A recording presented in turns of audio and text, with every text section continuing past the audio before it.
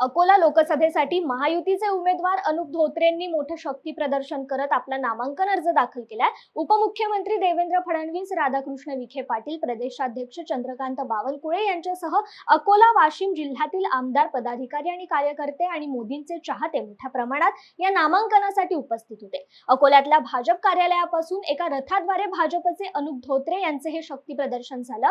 अबकी बार 400 पार मध्ये आपलाही समावेश असणार असा विश्वासही अनुप धोत्रेंनी यावेळी व्यक्त केला। या रॅलीत आमदार संजय कुटे, राष्ट्रवादी आमदार अमोल मिटकरी, आमदार रणधीर सावरकर, आमदार प्रकाश भारसाखळे, आमदार हरीश पिंपळे, आमदार वसंत खंडेलवाल यांच्यासह महायुतीच्या नेत्यांनी मोठ्या संख्येने सहभाग घेतला होता। आज माननीय देवेंद्रजी फडणवीस, माननीय चंद्रशेखरजी बावनकुळे साहेब, माननीय पालकमंत्री विखे पाटील साहेब हे सगळे अकोल्यातील फॉर्म भरण्याकरिता उपस्थित राहणार आहे।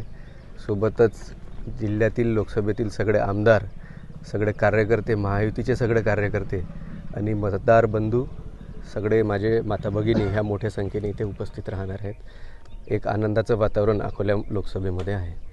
आंबेडकरांसारखे दिग्गज नेते, त्यानंतर अभय पाटील काँग्रेसचे उमेदवार, या उमेदवारांना आपण कसं पाहणार? आज उमेदवार हा विशेष नाही आहे। सगळ्या मतदाराला तिसऱ्यांदा मोदीजींना सर्वोच्च पदावर नेऊन जो विकास, सध्या गतिमान विकास 10 वर्षात झालेला आहे, या विकासाचीच गती भविष्यामध्ये देशाच्या विकासाकरिता पाहायची आहे। त्यामुळे कोण विजय होणार आहे हे पूर्ण देशामध्ये आणि अकोला लोकसभेमध्ये लोकांना, मतदारांना माहिती आहे। दुसरीकडे भाजपचेच आपल्या उमेदवारीमुळे काही लोक नाराज आहेत, त्यात गव्हाणकर पण सुद्धा नाराज आहेत। त्यांची नाराजी कशी दूर करणार? त्यांना भेटून नक्कीच त्यांची नाराजी दूर करणार आणि ते पक्षातील खूप सिनियर व्यक्ती आहे, त्यांच्याही अपेक्षा स्वाभाविक आहेत।